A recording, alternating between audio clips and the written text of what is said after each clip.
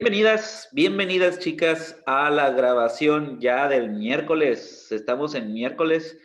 Ya estamos a punto de cerrar la materia. Como les comentaba, el día de hoy tiene que ver con la última parte de las vertientes de las estructuras organizacionales.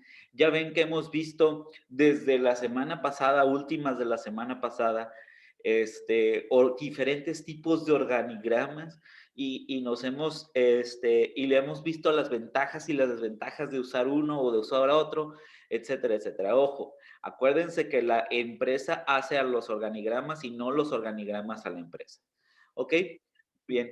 El día de hoy toca ver las últimas vertientes de estructuras organizacionales para pasar el jueves con la parte de innovación. Vamos a hablar de innovación, chicas, ahí tengan bien preparadas las pilas para dónde vamos. Y el viernes estamos en un tema comodín. ¿Cuál será? Porque el viernes lo que yo quiero es que ustedes desarrollen o que ya tengan el espacio del día ese al menos para también su portafolio de actividades. La pregunta, si yo dijera, establezcan el portafolio de actividades con las actividades que hemos tenido desde el primer día hasta el último, ¿cómo vamos con eso? ¿Sí? Y entonces, ese día sirve para también ayudar a recordar y a repensar las actividades que son, ¿sí? O es como les dije que es comodín, porque si ya estuviésemos avanzadas en el tema, a lo mejor podemos ver el repaso desde otra manera, ¿vale? Entonces, queda a votación y dependiendo del grado de avance que podamos tener. Muy bien, entonces les dejo la primera interacción que necesito a la de hoy, de decir qué tan, si yo te dijera para que me pusieras el portafolio, qué tan avanzada te sentirías.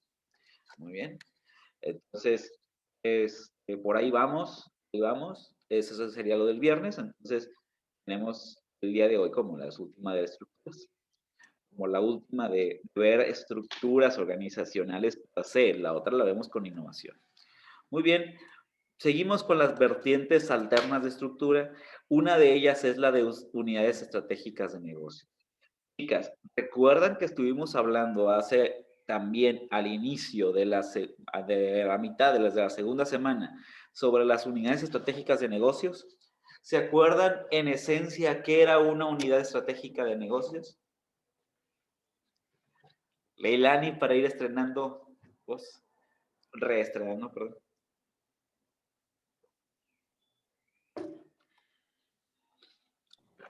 Ay, maestro, ¿No te acuerdas de que hay una unidad deje estratégica? pienso. Ok, muy bien, muy bien. Recuerda que a los que madrugamos, Dios nos ayuda. Y si empiezas desde temprano, te lleva por muchos lados. Ok, una unidad estratégica de negocios. Ok, piénsalo. Yo sí me acuerdo, profe. Vamos, Isabela. Bien. Bueno, creo. Era la Ajá, horizontal. Bueno, es que veo muchos tipos. claro, claro. Hemos visto muchos tipos. La horizontal. La Puedes. Ajá. matricial y así. Ok. Unidad estratégica de negocios. Chicas, piensen en una empresa grande. Coca-Cola. ¿Vale? Coca-Cola, a su vez, imagínense que tuviera Fanta, tuviera Sprite, tuviera Manzana, Lift y todo, y que todos estos fueran empresas separadas, o que al mismo tiempo Coca-Cola tuviera otro que, no sé, que vendiera tortas, ¿sí? Y que vendiera tortas y que de alguna manera u otra tiene su propia administración, pero pertenece a Coca-Cola. ¿Ok? De hecho, les comenté que hay empresas, por ejemplo, como Benedetti's Pizza, que tiene como 13 unidades de negocio. O sea, hace empresitas pequeñas que pertenecen a la gran empresa. Que les decía, tienen su propia administración, tienen su propio grupo de personas, tienen todo independiente, pero pertenecen a un grupo al final del camino. Es como algo medio raro, ¿no? Piénsenlo. Piensen bueno, desde ciertas perspectivas, por ejemplo, imagínense que ISEP estuviera aliado por ejemplo, ISEP tiene una unidad de negocio y está la otra unidad de negocio, que es Cacerole, ¿no? Pensándolo como negocio, no como institución. La institución tiene ISEP y tiene Cacerole, ¿vale? Y al mismo tiempo, si hablamos del inversionista, gasolinería. Y entonces son diferentes cosas que se pueden entrelazar ante una gran corporación. Como Telcel, por ejemplo, Grupo Carso. ¿Ubican quién es el dueño del Grupo Carso, chicas? Se apellida... Ajá. No, yo no. Ah, No. se apellida Delgado en inglés, ¿no? Slim. Grupo Carso es liderado por Carlos Slim, quien fue en algún momento el más rico del mundo. En algún momento, ya no está ni siquiera en el top 5, ¿ok? Ya está como en el 7 o en el 8. ¿Sí? Carlos Slim tiene a Telcel, a Telmex, a Sanborns y a otros negocios que no me acuerdo, son un montón, pero son como 300 unidades de negocio diferentes. Pero fíjense, ¿en qué se puede unir Telmex y Telcel? En la telefonía, lo entiendo, pero ¿y Sanborns? ¿Dónde? ¿Sí? Entonces, a lo que vamos con las unidades de negocio es que no necesariamente tienen que ser de lo mismo que haga como el núcleo de la mejor empresa que tengas. Pueden que sean empresas que nada que ver, de otros sectores completamente que nada que ver, y que de alguna manera tengan su propia administración, pero aún así reporten a un gran grupo. Como por ejemplo, a nivel Colima, serían los Brum con la Marina. ¿Sí? En donde tienes la Marina, la Marina tiene el bodegón, tiene, pues la misma, Bodesa tiene la Marina, el bodegón, los kioscos, la concesionaria de Coca-Cola en Colima, y me fallan algunas, que otras? Lega Inmobiliaria, o sea, una inmobiliaria y aparte venta de muebles por acá de dos tipos, es lo que tiene, por ejemplo, los Brum, y tienen esas como unidades estratégicas de negocios. ¿Sí? A niveles micro me llegó a pasar que yo trabajaba en un lugar que era una oficina de transferencia de tecnología, que estábamos hablando de que nos especializábamos nosotros en la innovación, pero al mismo tiempo en el mismo edificio y con las mismas operaciones, digamos, el mismo núcleo central, pero con diferentes administraciones, teníamos un despacho de abogados y teníamos al mismo tiempo uno de venta de biodiesel, ¿sí? Y otro despacho de contadores, y así sucesivamente. Entonces dices, ¿cómo estos se pueden entrelazar en una misma cosa? ¿Sí? Entonces, cuando hablamos de características de las unidades estratégicas de negocios, lo primero, antes de hablar por ahí, es decir, cuando haces unidades estratégicas de negocios, normalmente lo haces por diversificar y por administración. ¿Me van siguiendo? De alguna manera, lo haces para poder medir de manera diferente. E inclusive alguna vez lo dijimos, en materia de impuestos es muchísimo más amigable. Hay un término que se llama ICR, chicas, que cuando estén en el mundo laboral les puede llegar a dar un dolor de cabeza. Es el impuesto sobre la renta.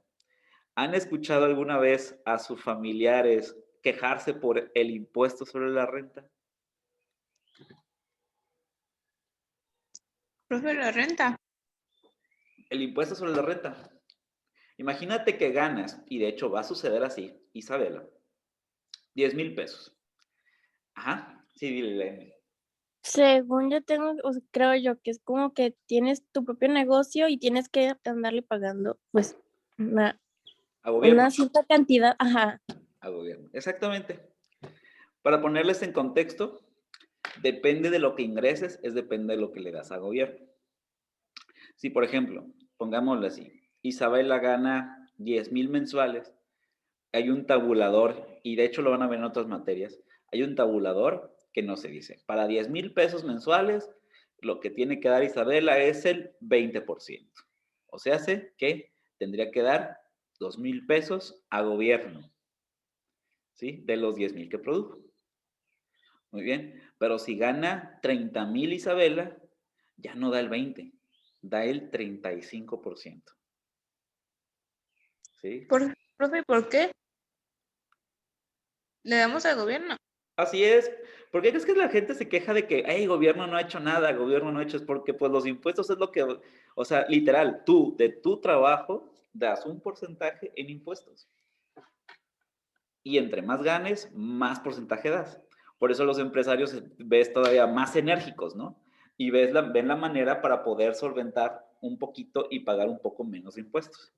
Porque, por ejemplo, cuando los ingresos son muy, muy altos, das hasta el 35% solo de ICR. Si sumamos un montón de impuestos más, son casi el 50%. Sí, mi Isabel. Profe, pero que no ese 35% que usted dice, ¿no lo guardan para que cuando te jubiles? No. Ese 35% es, digamos, es lo que le das al SAT directamente. Y mira, ¿cómo aplica esto de los impuestos? Tú das dinero en impuestos normalmente para que ese dinero lo administre el gobierno y te lo regrese en obra pública, en servicios, lo del agua, lo de la luz, lo de el pavimento de la calle, el jardín, etcétera, etcétera, etcétera. Lo de que te jubiles es otra cosa. Lo del Afore, tú dices, o lo de algo similar, bueno, ese es otro porcentaje que también se destina, pero eso es para el trabajador. ¿Sí? En este caso, por ejemplo, si yo te pago 10,000, aparte de esos 10,000 que te pago nominalmente, tendría que darte, no sé, unos 600 pesos al mes extra para tu retiro, ¿sí? Más tu parte de proporción, más a lo mejor declarar en el IMSS otro porcentaje extra, ¿sí? Porque si te doy de alta en el IMSS, tú aportas, tú como trabajador aportas el 4% y el trabajador y el empleador aporta 30% de lo que te declare nominalmente hacia el IMSS. Entonces, por ejemplo, si tú recibes 10, él tendría que dar 3,000 más al IMSS mensuales. ¿Me van siguiendo? Ah, sí. Entonces, entonces, entonces, creo que es un dolor de cabeza para muchas empresas decir que ganan mucho. Aparte por la parte de que hay una obligación para el patrón o para las empresas que de las utilidades, el 10% de las utilidades van para los trabajadores. Se le llama PTU, impuesto que se le da como prestación a los trabajadores, 10%. Entonces, ¿cuál es el movimiento que hacen muchas empresas? Primero decir, oye, yo no gano tanto. ¿Por qué? Porque es sobre lo que ganas como ya utilidad. ¿Y cómo es una manera para decir que ya no ganas tanto? Lo reinviertes. Entonces ves a muchas empresas reinvirtiendo y reinvirtiendo para tener poco margen de utilidad. Primera estrategia. Segunda estrategia, ¿qué es lo que haces? En vez de tener una sola concentradora de todos los recursos como administrativamente, empiezas a hacer unidades estratégicas de negocio, de tal suerte de que al menos te puedes manejar mejor para declarar menos ingresos. No sé si me doy a entender. Sí, Irónicamente, pagas menos impuestos si tú dices, tengo 5 empresas, en donde estas 5 empresas, en cada una ganó 10,000, a decir, tengo una empresa que gana 50,000, por el porcentaje que le estoy diciendo. Y para que pueda convenir, imagínense el monto de flujo de operación.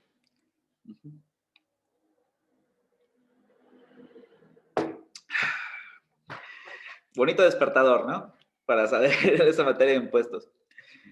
Incluso hay un cuento, hay un chiste al respecto, ¿no? De que querían enseñarle a un niño la materia de impuestos. Primero le dieron 3 galletas y antes de que se las comieran le quitaron una. Entonces ya así como que así se dio cuenta cómo funciona el ICR. Pero no es para quejarnos del ICR, incluso hay maneras y hay formas para poder contrarrestar esto y las empresas lo hacen todo. Y de alguna manera incluso van a encontrar que sus familiares dicen, miren, el SAT me devolvió dinero porque justificó cada uno de sus gastos. Muy bien, y es la manera de contrarrestar esos impuestos que te cobran. Muy bien. Entonces, vas a encontrar también que la unidad estratégica de negocios, aparte de lo que ya les dije de impuestos, que para mí es como la más importante, la segunda es que de alguna manera, aparte de administrarte mejor, creo que tienes la ventaja de especialización. No nos de otro lado.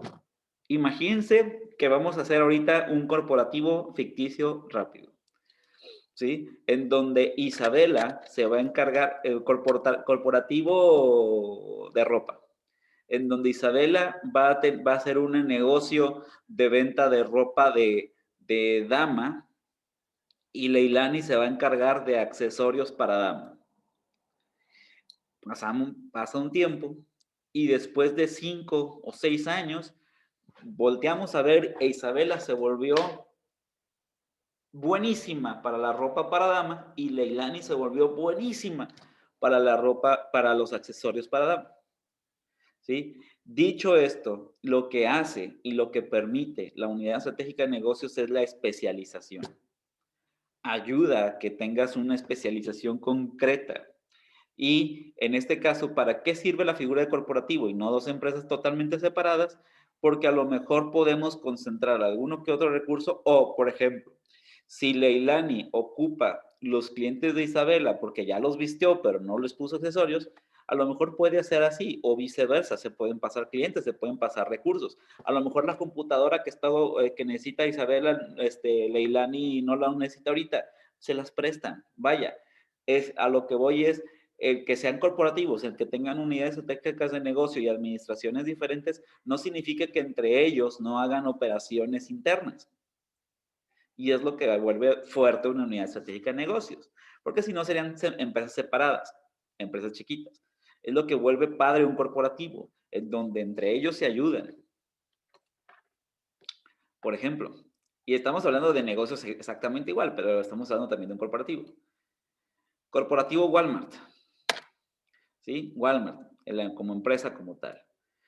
¿Cuáles son las 3 empresas que conocemos de Walmart al menos? Porque son más, pero pensamos en estas 3 principales. Está Walmart. Está Sam's. Y está Bodega Aurrerá. ¿Me van siguiendo? ¿Sabían ustedes que se prestan maquinaria, se prestan, incluso se hacen transferencia de productos?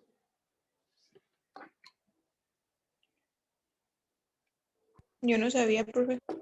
Bueno, son de esas cosas que me gusta decir para ver para que vayan viéndolas en el día a día, ¿eh? Un servidor trabajó en City Club en alguna vez, que es la versión española, no puedo decir ni que es mexicana, la versión española de Walmart, que es Soriana, Mercado Soriana y City Club, ¿vale? Yo veía directamente cómo, por ejemplo, alguna mercancía que ya no charchaba en City Club, la pasaban a Soriana. Resulta de ser que, por ejemplo, hablábamos de categorías, por ejemplo, Sam's, Walmart y Bodega Aurrerá están en esas categorías así.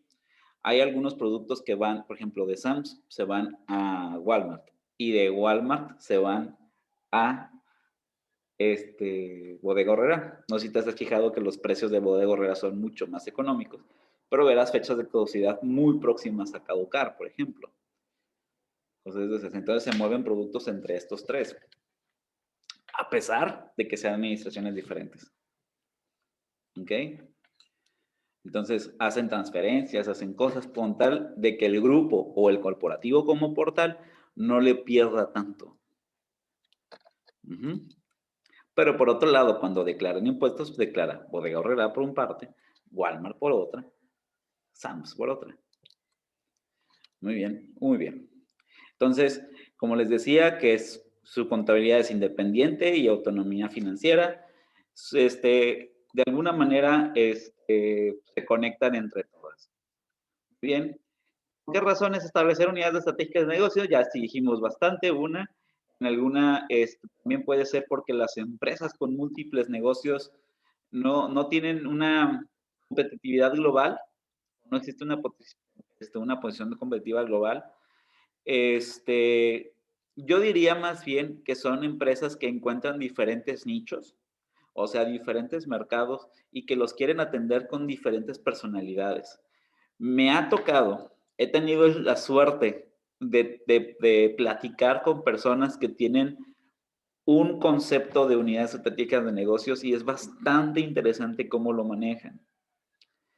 Lo padre de, por ejemplo, de platicar con ellos es que te das cuenta de qué tan estratégicos pueden ser una persona para decir, mira, tengo este negocio y este negocio que son rubros diferentes, pero que de alguna manera se interconectan de este material, y hago que sea funcional los tres. Por sí solo no funcionaría tan bien como funcionan los tres preparaditos. Entonces es bien interesante cómo poder maquilar para poder hacer la conexión entre cosas, ¿sí? A mí me gusta hacer este ejercicio. Piénsenlo. ¿Cómo conectarían una taquería? Una taquería con una empresa de mariscos, de venta de mariscos.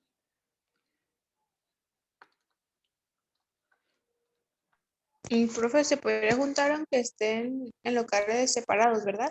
Sí, sí, sí, estoy hablando de que aunque sean administrativamente separados y todo, cómo poder utilizar los recursos de uno para que ya se ayuden entre sí, por ejemplo. Y son unidades estratégicas de negocio. Imagínense que Mario es dueño de estos dos negocios que son parte de su unidad estratégicas de negocios. ¿Cómo se conectan estas dos? ¿Cómo se conecta una taquería con la parte de la venta de mariscos acá? Ujú. Piénsenlo. Profe, ¿se pueden hacer tacos de mariscos? Claro, ahí está la primera conexión.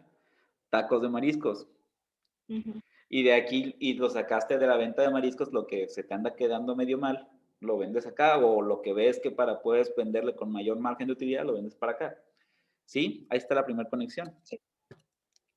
A lo mejor, en vez de pagar un software administrativo para la taquería y un software administrativo para tienda de mariscos, utilizas el mismo software administrativo, pagas por uno, no por los dos. A lo mejor cierta infraestructura de la taquería lo utilizas para la tienda de mariscos, ¿vale? Y así sucesivamente. Y si le agregamos más negocios, le vamos haciendo como un ecosistema. Dicho de otra manera, estos ecosistemas de unidades estratégicas de negocios pueden ir hasta un siguiente nivel. ¿Cómo es esto? Yo lo que también he visto en la práctica es que no solamente se hacen unidades estratégicas de negocio por el grupo corporativo per se, sino también se hacen ciertas fusiones y ciertos ecosistemas, por así decirlo, con otros grupos corporativos para hacer el ciclo. E inclusive se generan ventas. El ciclo económico es algo bastante curioso y cuando lo analizas bien es irónico. Por ejemplo, imagínate que yo le compro a Leilani 100 pesos de producto, ¿vale? Para esto, Leilani te compra a ti 100 pesos de producto. Muy bien. Y tú, y yo te vendo, Isabela, para hacer fácil el círculo, y yo te vendo 100 pesos de producto. Puede que físicamente nos paseamos el billete, ¿no? O sea, físicamente yo te di un billete, yo le di un billete a Leilani, Leilani te dio un billete a ti y tú me diste el billete de vuelta para mí, ¿no? Piénsalo.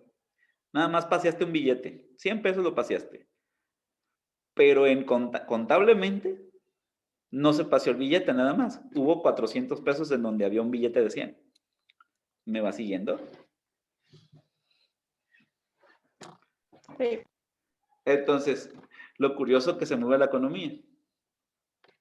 Y eso, por ejemplo, contablemente lo que pasó es que hubo ventas de 100 y gastos de 100, por lo tanto se bloquean y no hay flujo de dinero, ¿sí? O sea que por contablemente no tenemos esa bronca. Leilani también declara 100, tú Isabela declara 100 y a lo mejor yo vuelvo a regresar los 100. La única diferencia La única diferencia es que yo tengo el mismo billete de 100, pero, pero con un flujo de 200, ¿sí? Porque como quien dice, contablemente hice un movimientito ahí. ¿Para qué me sirve declarar más o más ventas de las que tengo y con los mismos gastos y todo eso? Me puede ser para ser más potente, para tener a lo mejor algún crédito o para alguna infraestructura que pueda hacer. Por ejemplo, si yo voy al banco, en vez de decir que gano 10,000, que vendo 10,000, digo que vendo 50,000, me van a dar una tasa preferencial. Me van a dar algo así como, ¿sabes qué? Pues este cuate está moviendo mucho dinero, por lo tanto, me va a regresar, me va a pagar más. Estrategias que hacen microempresarios. Y entonces por eso ves que luego se meten con el primo, con el cuñado, con el tal, y empieza a estar en un movimiento medio circular, medio raro. Y eso también tiene que ver con las unidades estratégicas de negocio. Qué bueno, ojo, ya se está regulando un poco más porque tiene también ciertos tintes ilegales esa parte. O sea, en realidad no todo es de lo que les estoy comentando es completamente permitido porque eso se le llama también desviado de fondos, ¿no? Que, ojo, los contadores lo están haciendo como si fuera la práctica diaria. Bueno, esta estructura ya quedamos. Vamos con la estructura híbrida, la de unidad de equipo. La estructura híbrida tiene un poco de la estructura burocrática normal que ya van ubicando, de la estructura simple. La única diferencia es que se hace un poquito como la matricial, que de hecho también la platico el día de hoy. Sí, la situación de la estructura de unidad de equipo es que hace que tengas, por ejemplo, de todos los equipos, haces que tengan unos comités. ¿Sí? A diferencia de la modular, el comité se declara solamente para ciertas acciones, no es para cierto proyecto, perdón, sino para más bien como de un carácter infinito, por así decirlo, en la híbrida, en donde juntas gente de todo tipo. ¿Sí? En este caso dice, por ejemplo, para el primer comité, ¿sí? Voy a establecer un líder que puede ser del área de ingeniería, que puede ser del área de marketing, de finanzas o recursos humanos. Voy a generar equipos de trabajo aquí, equipos de trabajo aquí, equipos de trabajo aquí. Como les dije, en este caso, en vez de tener, no, de que tengas dos jefes, más bien lo que vas a tener muy probablemente son dos funciones. Función en el área de ingeniería como tal, tu perfil en el área de ingeniería, más depende del comité que te haya tocado. Si el organigrama o si la empresa no es tan grande, puede que tengas injerencia en el área de ingeniería, injerencia en el comité de acá, en el comité de acá y o en el comité de acá. No sé si me voy a entender. Donde hay, digamos que dentro de un gran organigrama, perteneces a diferentes funciones que te vayan asignando. Tienes diferentes jefes dependiendo de la comisión que hayamos tenido. ¿Sí? Entonces, las estructuras de unidad de equipo hace eso, se mezclan entre todos, porque en la estructura normal no pasaría esto. Los de ingeniería con ingeniería, los de marketing con marketing, finanzas y así sucesivamente. Y si alguien quiere hacer un proyecto colaborativo, lo harán a través de la dirección, o sea, lo suben y lo bajan y hay alguien coordinando ahí y entonces ahí no se mete normalmente la interdisciplina. En este sí permite la interdisciplina sin meter a la dirección. De hecho, es una buena manera para quitar de peso mucho a la dirección o de alguna manera, ¿sí? Porque como se crean comités y líderes aquí, líderes acá y líderes acá, lo único que va a hacer la dirección es medir lo que los líderes le están diciendo acá y medir a veces también lo que está dando la operación normal. Muy bien. Entonces, la híbrida o la unidad de equipo es una mezcla entre formal e informal. La matricial, nada más para que la recuerden, está por proyectos. ¿Recuerdan que estábamos hablando de versión normal y al mismo tiempo tienes proyecto A, proyecto B, proyecto C, proyecto hasta Z, ¿sí? En donde estas mismas personas pueden tener una interrelación dependiendo del proyecto y dependiendo del líder, ¿sí? Lo que hace aquí es que se generan comités, por así decirlo, dependiendo del proyecto. Esta persona, ¿cuál cree que es el riesgo en la estructura de unidad de equipo y en la estructura matricial? La carga de trabajo. Si la carga de trabajo es muy, muy fuerte, en el mismo área per se, ¿cómo va a tener tiempo de atender los comités? ¿Sí? Eso es, creo que es mi principal crítica. Si la carga de trabajo de alguna manera era algo holgada, te permite tener atención a los comités, adelante. Pero debería haber alguien que supervise la cantidad de carga de trabajo, que no exceda esto. ¿Sí? Que de alguna manera u otra estás duplicando, triplicando, cuadruplicando los roles de la persona, dependiendo de los proyectos en los que estés involucrado o lo que esté involucrado.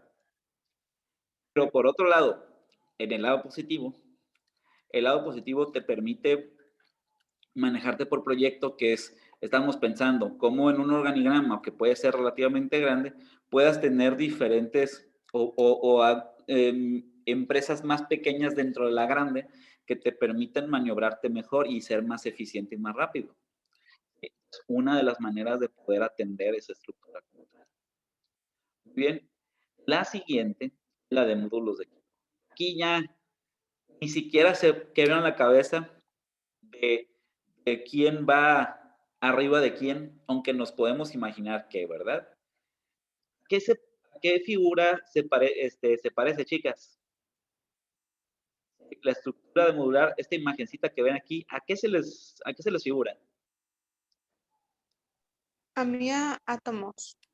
Eso, muy bien, muy bien. Átomos, justamente, átomos al sistema solar, tienen así, ¿no? En donde hay cargas más pesadas que cargas más ligeras, lo mismo así, donde ponemos en la estructura de módulos de equipo como si fuera casi un átomo, donde la carga más pesada será el líder del proyecto o el coordinador general. Las áreas van como circundantes con un poquito más de peso que las de apoyo, ¿sí? Sí, podríamos decir, no sé, como el núcleo, los protones y los electrones, dirías, ¿no? Entonces, sí, exactamente. Sí, podría haber como si fuera una especie de átomo, ¿sí? En donde vamos poniendo las de menor peso acá. Me van a decir, oye, pero esa es una estructura normal, ¿no? Es una estructura burocrática nada más con otra presentación. No, porque lo que está pasando aquí es que el coordinador general está aquí, las áreas están acá, alrededor de, y las de apoyo parecieran que solamente apoyan esta área, pero pueden servir en realidad de apoyo de todas las áreas, cada una de estas. ¿Sí? Entonces, ¿qué es lo que sucede? Aquí, esta de apoyo, si esta área la requiere, órale, va, como va, lo puede solventar. Que se vuelve una estructura en donde todos están para todos, que es la diferencia, ¿no? Esta ya se vuelve o ya tiene un toque más de informal, porque de alguna manera metes en el concentrado a todos los, digamos, todos los que estén de apoyo, apoyan literal a todas las áreas. Si lo representáramos en cuadritos, saldría algo parecido a la híbrida, ¿no? Pero aquí al menos hay un poquito más de orden en pensar el de, bueno, nomás uno de ingeniería, uno de marketing, sí. Acá no, acá es en donde le meten mano todos los de apoyo a todas las áreas. Eso sí, las áreas tienen cierta independencia y cierta formalidad, pero las de apoyo no. ¿Ok? Entonces, si se están dando cuenta, hemos tocado desde las estructuras más rígidas hasta estructuras más ligeras, pensándolo en el punto de vista organizativo. ¿En qué nos funciona el que el módulo de equipo sea tan ligero en esta manera? O sea, que de alguna manera los de apoyo tengan cierto grado de comodín. Pues mira, te permite de ser más flexible y de que de alguna manera los de apoyo puedan estar concentrados en muchas áreas al mismo tiempo y literal le den fuerza a las áreas principales. Entonces, lo que hace esto es que te sirve para no tener mucha carga de trabajo en algún lugar y poca carga de trabajo en otro lugar. ¿Sí? Entonces, que eso sucede mucho en la burocrática, que tienes áreas funcionales que están paradas por alguna razón, por alguna circunstancia, que dices, ¿sabes qué? Está parada completamente y acá con muchísimo trabajo, ¿sí? Y entonces lo que haría aquí es como, por ejemplo, si aquí hay mucho trabajo, le metes un montón de gente de apoyo que te pueden estar así como auxiliando, dependiendo de qué necesidades tengas. Obvio, también el apoyo lo puedes declarar en ciertas áreas específicas. ¿Cómo es esto? Por ejemplo, que sea apoyo en la contabilidad o apoyo en administración. Y entonces, cuando tengas un problema administrativo, te meten los de apoyo de administrativo. ¿Ok? Me declara 2 minutos, pero me está presionando mucho que me queda poco tiempo. Nos volvemos a conectar para hablar del siguiente, que quede en un solo bloque el video.